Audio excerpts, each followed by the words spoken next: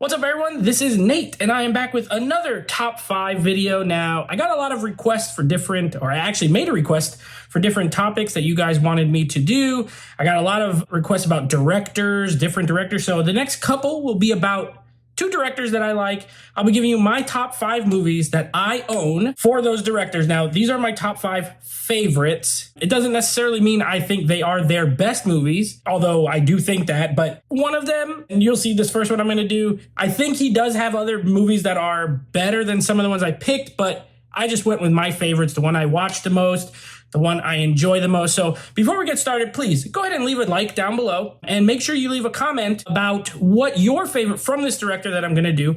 And if you have any suggestions for future top 5s, let me know there, and please subscribe to the channel. Make sure you hit that bell icon. That way you get notified every time we drop new videos. So this first director, I'm just going to start off with my favorite director of all time, Mr. Steven Spielberg. So I'm going to be doing my top 5 favorite Steven Spielberg movies. Again, 4 through 1. Actually, this one I'll do in order. I will do 5 through 1. They will be in order of my 5th favorite to my 1st favorite. So I'm going to start right off the bat. My number 5 favorite Steven Spielberg film is probably the most recent one out of all these movies, and that's going to be Ready Player One. I absolutely love this movie.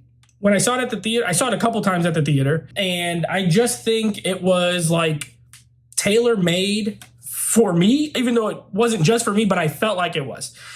All the references I enjoyed. I thought the action scenes were a lot of fun.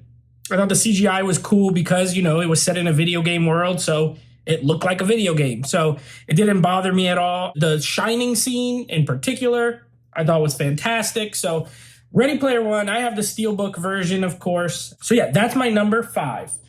My number 4, now this is where my top 3 I think were pretty easy, but 4 and 5, I went back and forth a little bit, but my number 4 is actually going to be Minority Report with Tom Cruise. This is one that, to me, it doesn't necessarily feel the most Spielberg-y, I guess. Neither does Ready Player One. I feel like his 70s, late 70s, 80s, 90s, like they had a very distinct look and feel to them. And this one was like totally different. The way it's shot, it has sort of a grittiness to it. And Colin Farrell, Tom Cruise, the lead. Colin Farrell's great in this movie. Max von Sydow is in it, of course.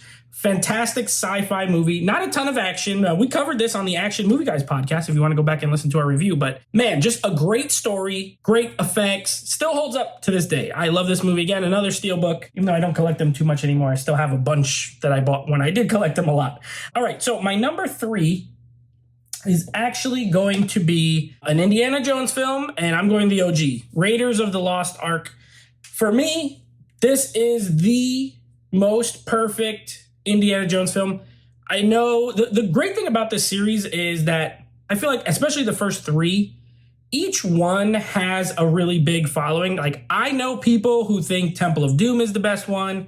I know people who think Last Crusade is the best one. And then I know people who think this is the best one. I fall in that camp. I think Raiders is the best. I think it has the best female lead with Marion. She's fantastic. I love her. Indy, of course, fantastic. Harrison Ford. I just love the OG. Something about it. Temple of Doom is great. Last Crusade is great, but I will always love Raiders of the Lost Ark the most. All right, so my number 2. Now, this one, classic. I mean, this is a absolute classic, the summer blockbuster, the one that created it all. And of course, I'm talking about Jaws.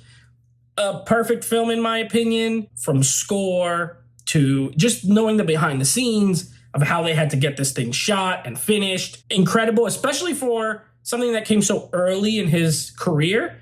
Really his first big movie. He had done a couple of movies before this, Sugarland Express and Duel, of course, which was a TV movie. So first big sort of Hollywood movie, and knocked it out the park. I mean, an absolute classic. Another one that I have the Steelbook for. Yeah, I love Jaws. I saw this in IMAX last year. Was it last year or earlier this year? I think it was last year. And it was great. It was absolutely great.